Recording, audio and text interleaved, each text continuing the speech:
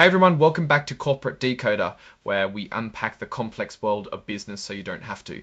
Today we're diving into an American Waterworks filing that's all about new leadership and a subtle shift in the boardroom dynamic. American Waterworks, the nation's largest water and wastewater utility company, has announced a change in its board of directors. This isn't just any shakeup, it's about bringing in new expertise and ensuring the company is well equipped for the future. So what happened on August 26, 2025?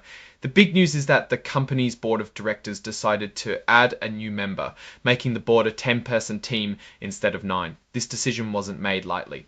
It came after careful consideration and a recommendation from their nominating corporate governance committee. The chosen director is Lisa A. Grow.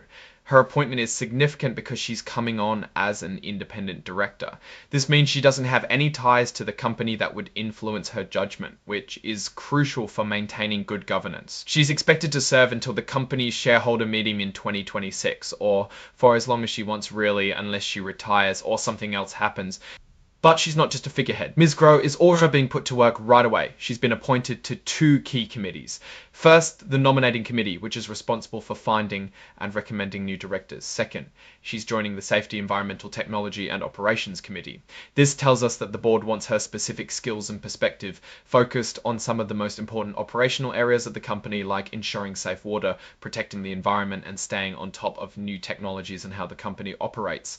Now, let's talk about compensation because that's always a key part of these appointments. Ms. Grow will be getting an annual cash retainer of $120,000. This will be paid out every 3 months, which is quarterly. For her initial time on the board, this amount will be prorated, meaning she'll get a portion of the full year's salary based on how much of the year she actually serves. On top of that, the company will cover her expenses for attending board and committee meetings. They'll also pay for her to go to one director education program each year. This ensures she stays up to date on the best practices.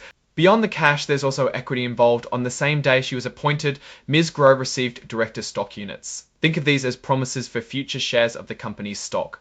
What's really interesting here is that these units are immediately vested, meaning they're hers to keep as soon as she gets them. These stock units represent the portion of her $75,000 annual equity compensation that's been allocated for her initial term. The actual shares will be given to her within 30 days of when she receives this award.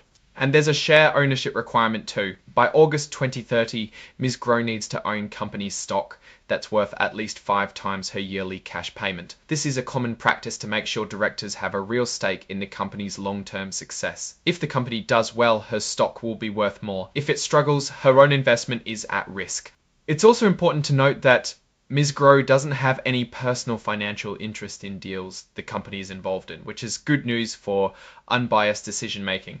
They've also stated there are no special agreements between her and anyone else about why she was chosen for this role.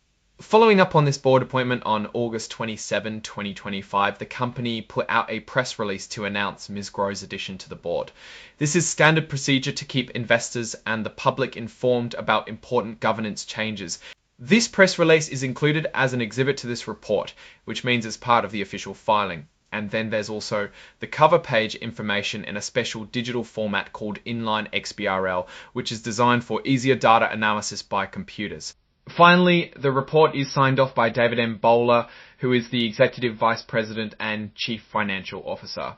His signature on August 27, 2025 confirms the accuracy of the information presented here. So what does this all mean for American Waterworks? Bringing in a new independent director like Lisa A. Grow is generally a positive sign for corporate governance. It shows the company is committed to refreshment and bringing diverse viewpoints to the table. Her placements on key committees suggest a strategic approach to leveraging her specific expertise. Compensation appears standard for board service in a company of this size. The equity award and ownership requirements aligned her interests with shareholders, which is a good thing. While there are no immediate complex financial discussions in this particular filing, the focus on board composition is a fundamental aspect of how a company is run, and signals a continued focus on good governance. It's a small but important step in the ongoing management and strategic direction of American Waterworks. What's your take on this board appointment? Do you think adding new directors always improves a company's direction? Let me know in the comments below. If you found this breakdown helpful, please give it a thumbs up and subscribe for more corporate insights. And don't forget to join our Discord community for even more discussions using the link in the description. Thanks for watching, and I'll see you in the next video.